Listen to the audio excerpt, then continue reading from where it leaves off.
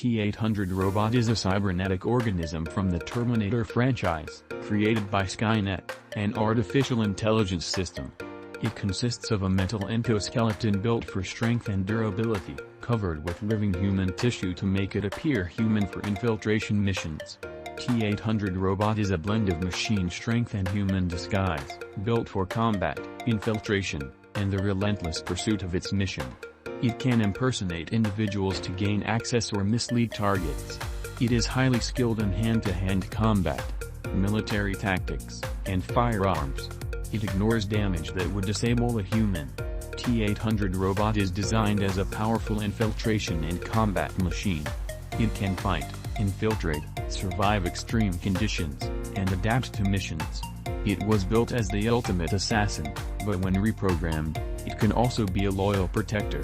It can learn human behavior if switched from read-only to adaptive mode.